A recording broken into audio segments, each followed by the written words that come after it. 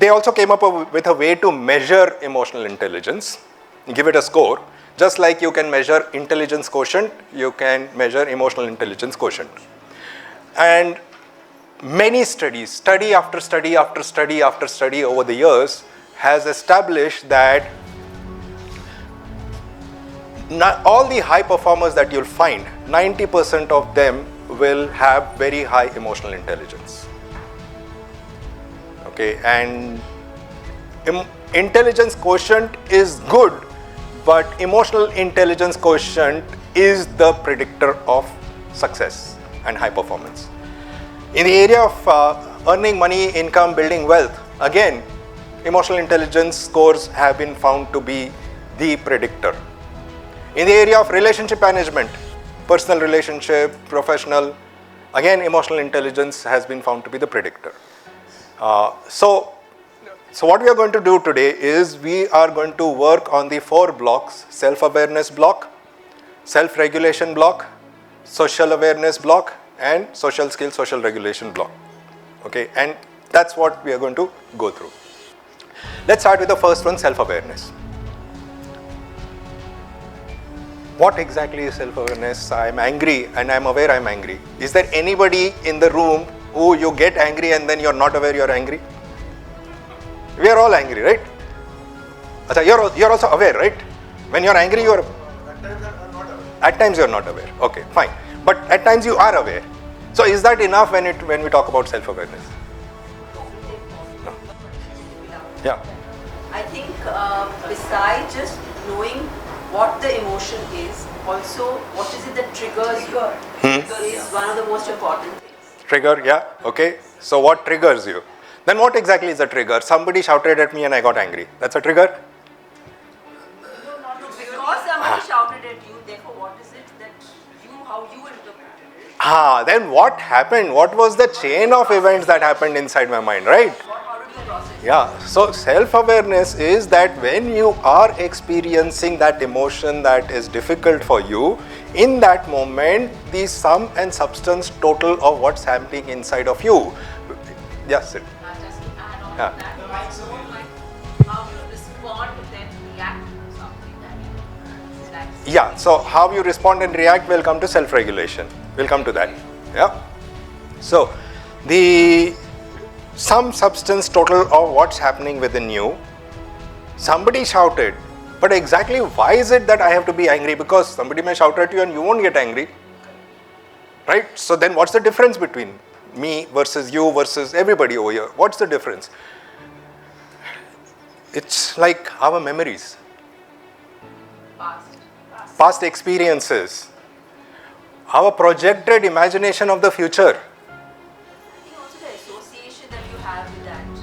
Yeah. Relationship with Yeah, what do you connect it to? with that, what exactly happened. Yeah, what do you connect it to? What meaning do you make of it?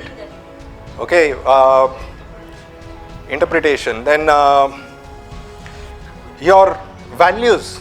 What do you consider right versus wrong, useful versus harmful, good versus bad? Your entire belief structure that you developed over a lifetime till now.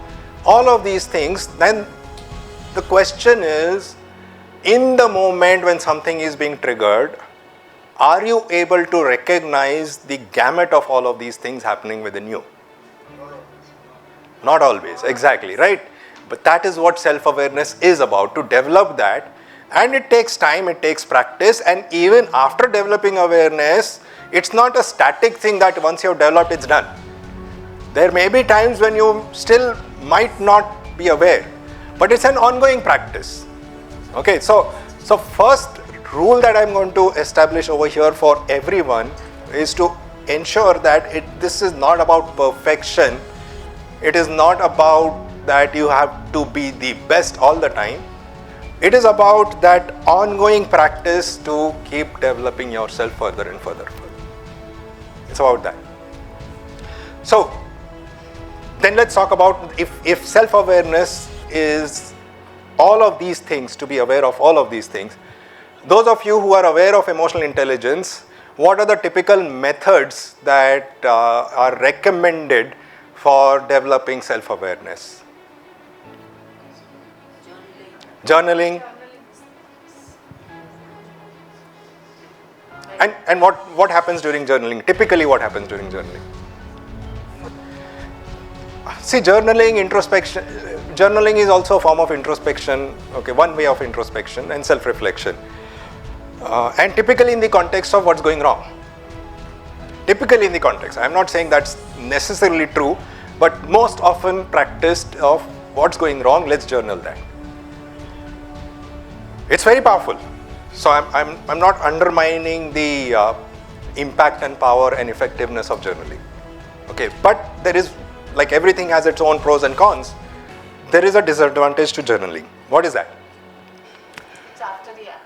One is it's after the act, okay?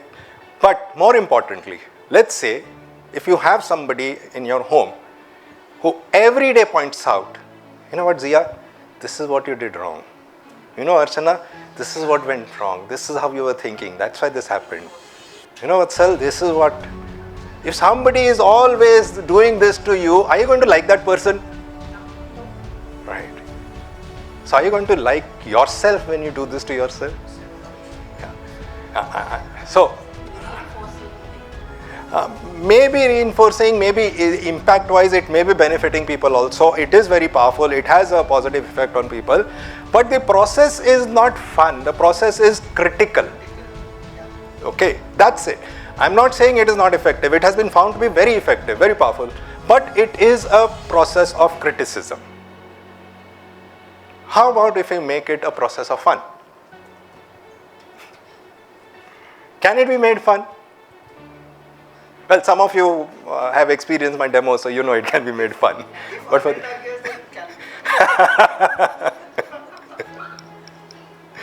yeah, thank you for that. Always feels good to be appreciated. That's the point, right? If you're going to journal, then journal some appreciation for yourself also, right?